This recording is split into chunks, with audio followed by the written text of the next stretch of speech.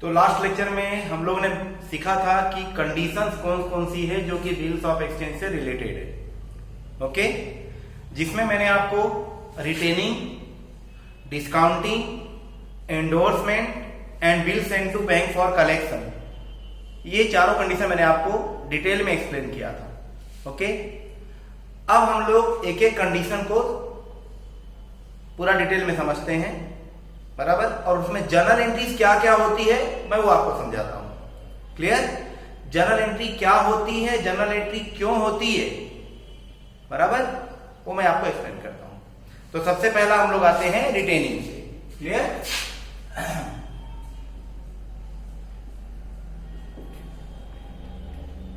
Retain वाली जो condition है वो, अब देखिए रिटेन कंडीशन में आपको एंट्री जो करनी है वो दो जन के बुक में करनी है।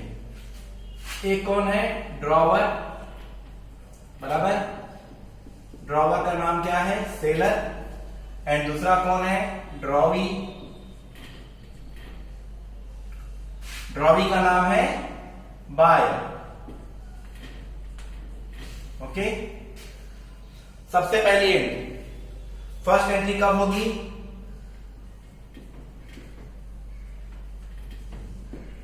Eight the time of sale. जब हम गुड सेल करते हैं तो आपकी फर्स्ट एंट्री होगी। ओके, तो फर्स्ट एंट्री जो ड्रॉवर की बुक में होती है वो होती है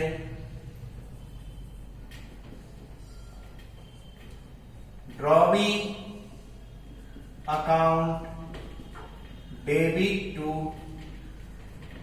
सेल्स अकाउंट,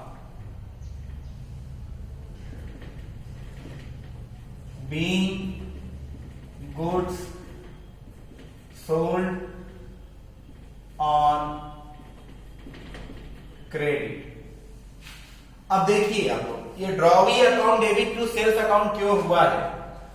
ड्रॉवी माने बायर, हम बायर को डेबिट करते हैं। बायर को हम डेबिट क्यों करते हैं? क्योंकि पर्सनल अकाउंट का रूल क्या बोलता है आपको कि डेबिट द रिसीवर, माने कि जो गुड्स को रिसीव कर रहा है, ओके, वो रिसीवर हो गया। और रिसीवर कौन है? ड्रॉवी है। हमने ड्रॉवी को सेल किया तो ड्रॉवी रिसीवर है, तो इसके लिए ड्रॉवी अकाउंट डेबिट हो जाएगा। Okay, to sales account, sales को हम लोग क्रेडिट क्यों करते हैं? एक्चुअल में सेल्स का मतलब है गुड्स। आप लोगों ने 11th में किया है प्रॉब्लम, उसमें देखो हम गुड्स की जगह पर सेल्स लिखा करते थे, तो सेल्स का मतलब होता है गुड्स। अब हम गुड्स को क्रेडिट क्यों करते हैं? क्योंकि हम लोग एंट्री किसके बुक में कर रहे हैं? ड्रॉवर के बुक में, और ड्रॉवर के पास से गुड्स जा रहा है। ओके, और आपका रियल अकाउंट का रूल क्या बोलता है? क्रेडिट व्हाट गोज आउट, जो चले गया है उसको क्या कर दो? क्रेडिट कर दो, इसलिए सेल्स क्रेडिट हो जाएगा। Okay, drawee account debit to sales account, ये आपका एंट्री होगा। ड्रॉवी डेबिट क्यों होगा?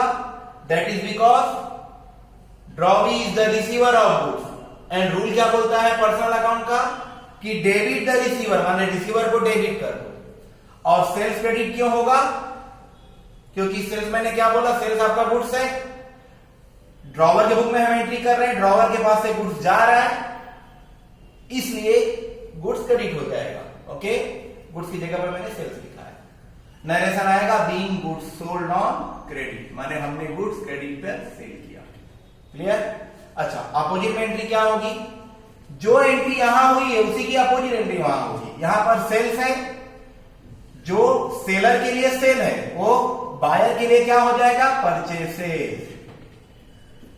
तो आपकी एंट्री हो जाएगी purchases account debit to drawer account. Okay, इसको मैं अगर एक्सप्लेन करता हूं तो इस तरह से होगा, इसके पास गुड्स आ रहा है, परचेसेस भी गुड्स ही है, इसके पास गुड्स आ रहा है, रियल अकाउंट का रूल क्या बोलता है? डेबिट व्हाट कम्स इन, तो इसके लिए गुड्स को डेबिट करता है। ओके, और ड्रॉवर क्रेडिट क्यों होता है? क्योंकि drawer is the giver of goods, और पर्सनल अकाउंट का रूल क्या बोलता है? क्रेडिट द गिवर, गिवर को क्रेडिट कर दो, इसलिए ड्रॉवर क्रेडिट हो जाएगा। चलिए नरेशन बीइंग, यहां मैंने लिखा है गुड्स सोल्ड ऑन क्रेडिट, यहां आएगा being goods purchased on credit. एकदम सिंपल है बेटा ये। Okay, first entry clear. उसके बाद किसकी एंट्री होगी? बिल ड्रॉ होने की।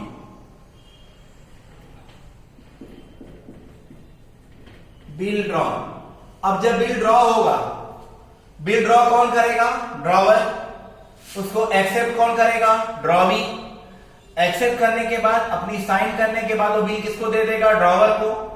मतलब ड्रॉवर के पास बिल आया, तो ड्रॉवर के पास बिल आएगा तो आपकी एंट्री हो जाएगी bill receivable account debit. Okay, bill receivable debit होगा क्योंकि इसके पास बिल आ रहा है, और रूल क्या बोलता है? डेबिट व्हाट कम्स इन, जो आ रहा है उसको डेबिट करो। Bill receivable account debit to drawee account. Okay, drawee credit क्यों होगा? क्योंकि drawee is the giver of bill. Okay, narration क्या आएगा?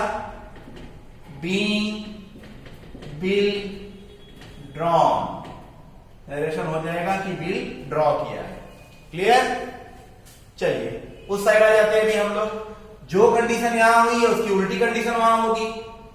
यहां पर बिल रिसीवेबल आया है तो यहां से गया होगा, यहां ये गिवर है तो यहां ड्रॉवर रिसीवर होगा, तो आपकी एंट्री उल्टी हो जाएगी।